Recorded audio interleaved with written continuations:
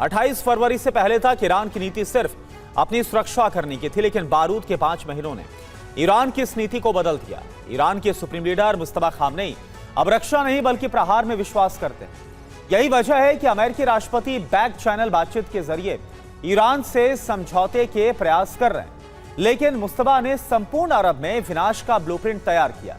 आखिर क्या है मुस्तफा का प्लान? अगर युद्ध का अगला चरण शुरू होता है तो कैसे वो खाड़ी देशों में तबाही मचा सकते हैं? इस रिपोर्ट में आप देखिए। वॉल स्ट्रीट जर्नल की रिपोर्ट में दावा है कि ईरान खाड़ी देशों पर हमले की योजना बना रहा है। फिलहाल तेहरान में 2 अलग अलग विकल्पों पर विचार हो रहा है। नंबर 1, कुवैत में जमीनी ऑपरेशन शुरू किया जाए।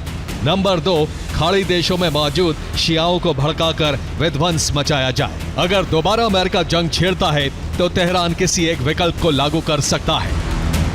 रिपोर्ट्स के मुताबिक युद्ध के अगले चरण में ईरान कुवैत में ग्राउंड ऑपरेशन शुरू कर सकता है। ईरान का पहला टारगेट बुबियान द्वीप होगा।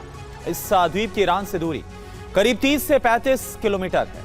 वहीं से इराक से महज 6 किलोमीटर दूर है। बुबियान कुवैत का सबसे बड़ा द्वीप है। IRGC के लिए इराक में मौजूद मिलिशिया संगठन के साथ यहां पहुंचना काफी आसान होगा। ईरान का दूसरा टारगेट फैलाका द्वीप हो सकता है। इस द्वीप को कब्जा कर ईरान बड़ी रणनीतिक बढ़त हासिल करने की कोशिश करेगा। ईरान इस द्वीप को सैन्य अड्डे के तौर पर तब्दील कर सकता है, जिसके बाद इसका इस्तेमाल एक आउटपोस्ट की तरह होगा, ठीक वैसे ही जैसे साल 1990 में इराक ने इस द्वीप पर आक्रमण करने के बाद किया था।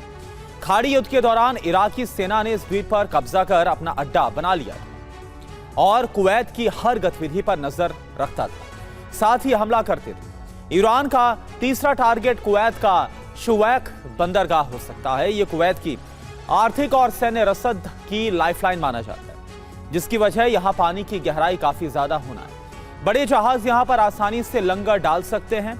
यही वजह है कि खाद्य और रोजाना के इस्तेमाल वाली ज्यादातर वस्तुओं का आयात इसी पोर्ट से होता है। यहां कुवैत ने सबसे बड़ा कंटेनर टर्मिनल भी बनाया हुआ है। इन तीनों टारगेट्स पर कब्जा करके ईरान कुवैत को समंदर के रास्ते पूरी तरह से लॉक कर सकता है। ईरान के टारगेट पर यूएई होगा। यहां ईरान के स्लीपर सेल बड़ी संख्या में एक्टिव हैं। मई 2026 में 24 से ज्यादा लोग गिरफ्तार किए गए थे, जिनका कनेक्शन IRGC से होने का शक था। ईरान इनके जरिए लोन वुल्फ अटैक और देश में IED धमाके करवा सकता है। यूएई के अलावा ईरान के टारगेट पर बहरीन भी होगा। यहां अल अश्तर ब्रिगेड, अल मुख्तार ब्रिगेड, वाद अल्लाह ब्रिगेड, सराया ताहिर अल्लाह जैसे कई ग्रुप एक्टिव हैं। ये ईरान समर्थित प्रॉक्सी ग्रुप हैं।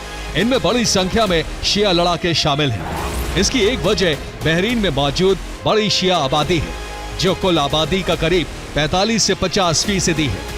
इनके जरिए ईरान बहरीन में गृह युद्ध छेड़ सकता है। ट्रंप ने टेलीफोनिक इंटरव्यू में दावा किया कि अमेरिकी अधिकारी IRGC से बैक चैनल वार्ता कर रहे हैं। उनके IRGC के अधिकारियों से सीधी बातचीत हो रही है। ट्रंप ने डील को लेकर कहा कि मुझे कोई जल्दबाजी नहीं है।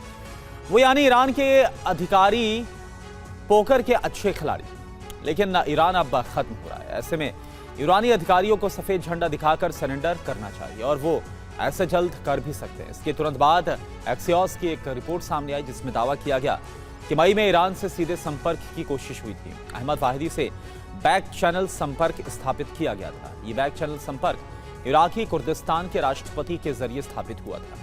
और सिर्फ इतना ही नहीं, रिपोर्ट में दावा किया गया कि इराक के एरबिल में US ईरान की सीक्रेट मुलाकात का प्रस्ताव भी रखा गया। वाहिदी ने मुलाकात से इंकार नहीं किया था, लेकिन कुछ वजहों से मुलाकात नहीं हो पाई। ट्रंप के दावे और अमेरिकी मीडिया रिपोर्ट्स के बाद ईरान का पक्ष भी सामने आया। ईरान ने इसे पूरी तरह से खारिज कर दिया है। ईरान ने इन दावों को पूरी तरह से मनगढ़ंत बताया। ईरानी शासन में मतभेद पैदा करने की कोशिश करार दिया गया और ट्रंप की हताशा का परिणाम बताया गया।